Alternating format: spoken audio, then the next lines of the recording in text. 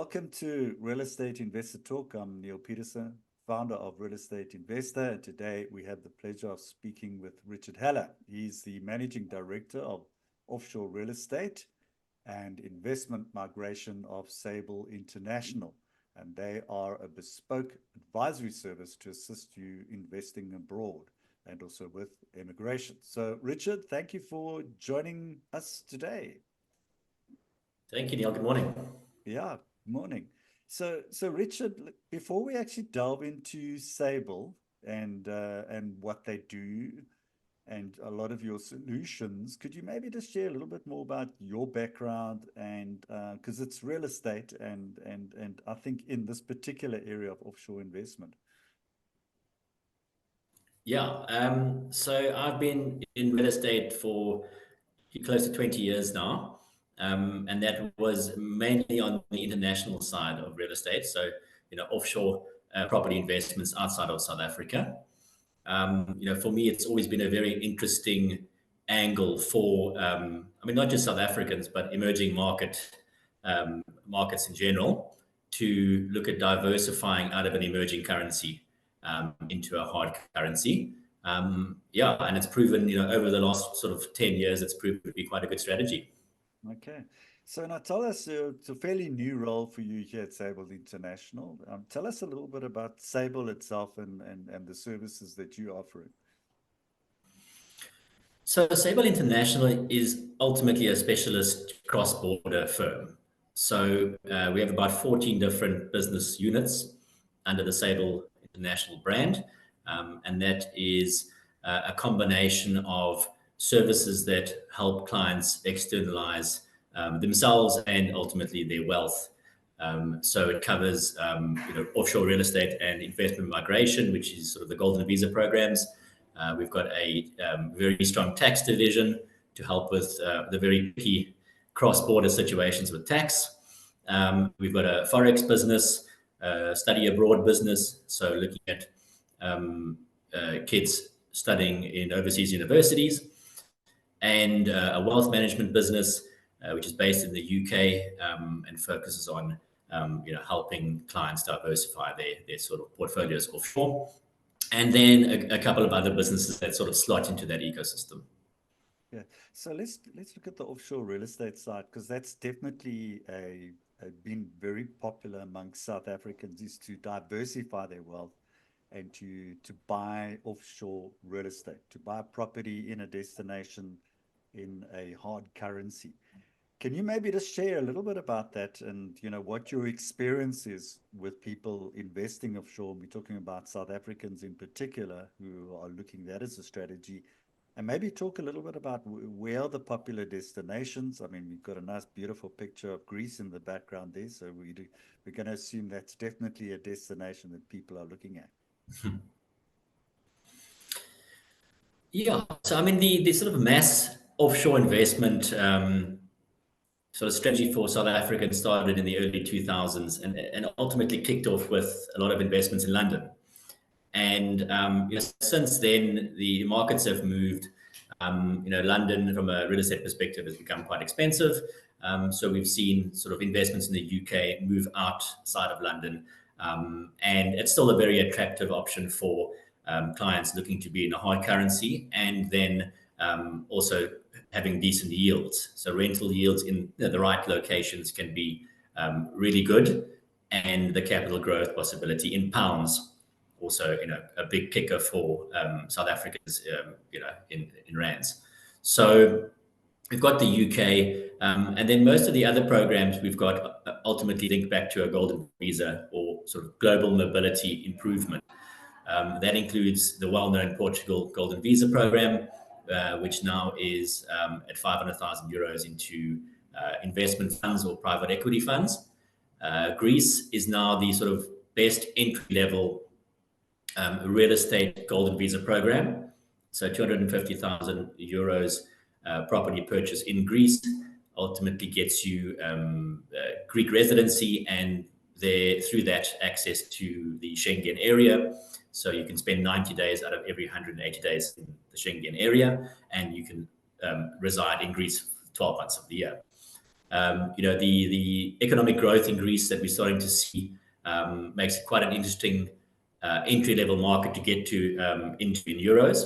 So we're seeing the price levels are where Lisbon was, 10 years ago, and we're now starting to see quite a lot of property development, which is sort of being driven by economic growth in the country.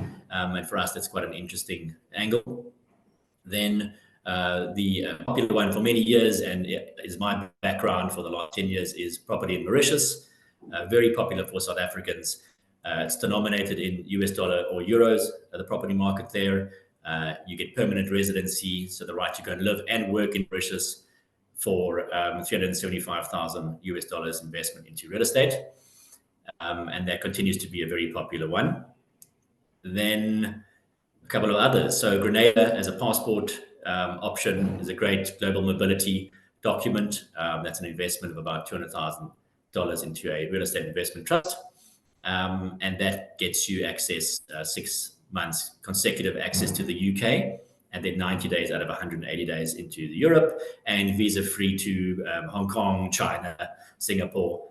So quite a few business people who travel a lot, are looking at Grenada. And then a big one in low volumes is the US EB5. So that's for people looking to ultimately relocate into the US. And that's a buy-in of about $800,000. But you can then go and live in the US. So those are sort of the main programs.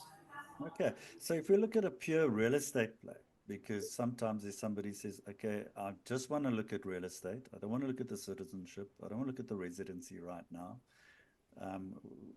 What's on offer, and what is the destinations and types of properties that people are looking at just from a pure real estate play? Okay, so definitely the UK is still very popular. We've got investments starting at about £120,000 that offer 8+% yield every year. Some of we call them high yielding assets that we specialize in can yield up to 12%. So very interesting for people that are looking for cash flow. So the UK, between outside of London, Manchester still showing very strong signs of growth, and the long-term trend in Manchester still coming out to be really positive. Sort of demand versus supply factors still stack up from a capital growth perspective. Then, interestingly, Greece, from a pure real estate perspective, is really interesting at the moment. It's on a trend that is upwards. The economy was voted the best economy by The Economist in 2023, so last year. And very interestingly, we're seeing the advent of the large-scale development master plans. So like the smart cities, you've seen them in Mauritius, 10 years ago.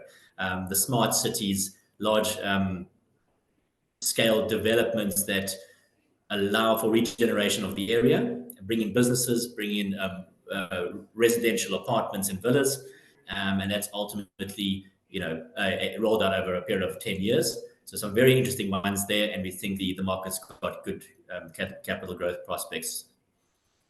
And what else? Mauritius, been a mainstay, as I said, for many years. The capital growth over the last 5 years has been really good from a dollar perspective.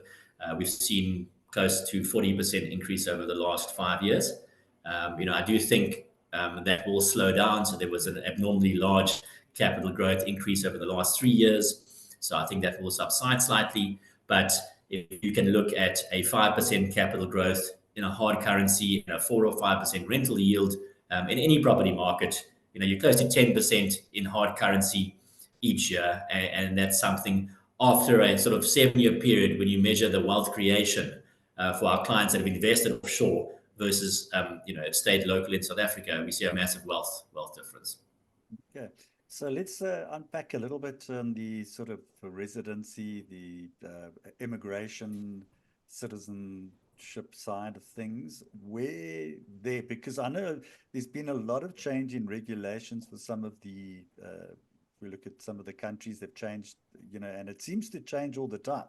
Either it's getting, Mm. and the pricing seems to be going upwards. It is definitely not coming down. So maybe just unpack a little bit, just in terms of, where the destinations you're seeing interest, and what sort of motivates people to go to those destinations. I mean, you're quite right. The industry is continually changing. There is price points that are basically going up permanently. So we saw it in Portugal, massive change from moving out of real estate at about 280,000 euros now to investment funds only at 500,000 euros. They've just announced the increase in Greece, which is going up from 250,000 euros up to 400,000 euros in outlying areas, and up to 800,000 euros in the more prime areas, and any islands with more than 3,100 inhabitants. So by and large, the more popular areas of Greece will be closer to the 800,000 euro level. Um, so we've seen Grenada as well have a recent increase for the donation route. So that's gone up from 150,000 to $200,000. So definitely, the programs are under pressure in various aspects to make sure that the benefits to the country are sound. So hence the pricing is going up, but also then the due diligence for clients is being done exceptionally well. So the making sure that the people that are applying for the program, the source of funds is all above board, and it stacks up from a sort of reference perspective. Okay. So, you just recently been to Greece now. I mean, and it seems to be top of the pops in terms of a destination. Definitely one which is sought after. It's got, you can see the scenery behind you. You got the sun, you got the sea, you got the European lifestyle, got the euro currency and everything. So maybe just share a little bit about, what you've kind of discovered there, and what makes it such a sort of a destination, or one which is so attractive for investors. So I think if you look at the change of mentality since COVID, you're still seeing that I think movement to lifestyle, and ultimately a change of lifestyle. And interestingly, so I've just spent 10 days there now, and the amount of Americans that we noticed in Greece, and who are also looking at real estate and the Golden Visa program was actually very interesting. So you've got a combination of emerging markets as well as Americans coming to look at Greece as a sort of lifestyle investment down the line, but also then from a property investment perspective, they're starting to see the potential in that market. So the areas that we've looked at over the last on that trip was ultimately the sort of just outside central Athens. So the areas that are currently still 250,000 euro buy-in, and that's up until the end of 31 August. And then we looked at the island of Paros, which is quintessentially like the picture behind me with the blue domes and the white houses. Interesting dynamics. It's just next to the popular islands of Santorini and Mykonos. So, those are now sort of fully priced and have been popular for many years. And we're now seeing even the local Athenians buying land and building villas on Paros as they sort of get away out of the city. So it's quite a very limited land supply. We've seen land pricing going up by 30% over the last 2.5 years. And the advent of sort of new smaller developments now starting to happen on quite a small scale. So the island still feels authentic and quite unpopulated in a way, but a very popular tourism destination, all round. Magnificent food, great weather, and I think the combination of that, as well as getting access to the Golden Visa program, is sort of a win-win. Yeah.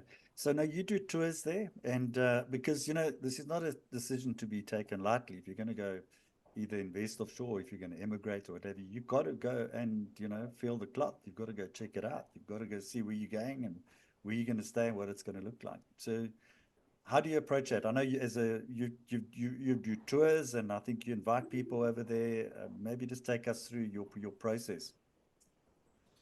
Yeah, I mean, so ultimately, as Sable, it's our job to make sure that we narrow down the best opportunities in any market. Mm, So it comes down to a lot of research, a lot of using our connections we have there already um, to make sure that we partner with the right real estate partners. So we work with some of the bigger developers in and around Athens, and then plugging into the right partners for any real estate investment. Whether it's on the islands, and that model is replicated, through the UK and Mauritius. We're ultimately making sure that the investment stacks up and that it's something we would buy ourselves. So we're not presenting anything to our clients that we don't believe will be a proper investment over the long term. okay. So maybe just in closing then, Richard, just give us a sort of a way forward. If somebody's looking at saying, they're looking at immigrating, they're looking at investing offshore, what's your advice? Where do they start? Obviously, they must reach out to you. We understand that. So maybe just give us just some pointers for somebody when they are looking, and because we know it's quite a significant investment. You're moving your wealth offshore from one country to another. I've seen a lot of South Africans like to do the 6 months, abroad, 6 months in South Africa kind of thing. So maybe just tell us also from your experiences and your advice for somebody sort of that wants to look at immigrating and investing offshore.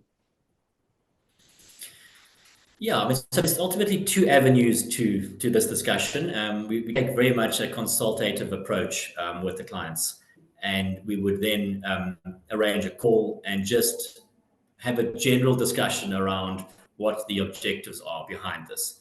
Sometimes it's quite easy to get carried away with the sort of Plan B gold visa option, but sometimes, at the present moment, it's just not the right solution for the client. So we very much go through that consultative process and then narrow down the best potential options for the client, whether that's a pure offshore real estate investment, which allows them to build hard currency cash flow. You could have the plan to your kids might study overseas. They're 10 years old at the moment. You've got 8 to 10 years to plan in order to fund that future cost, which is in euros or dollars, whatever it is.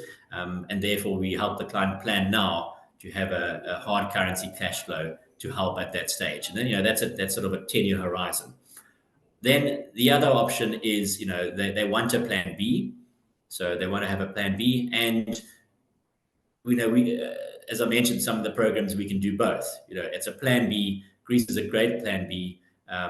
Mauritius is also a good plan B, and it also plugs into a reasonable real estate investment which can generate euro and dollar rental income for the clients. So we go through that process with them, and we then narrow it down and guide them to the best option. Great. So thank you very much, Richard. Richard Haller, he's Managing Director of Offshore Real Estate and Investment Migration at SABLE International. And I'm Neil Peterson. Thank you.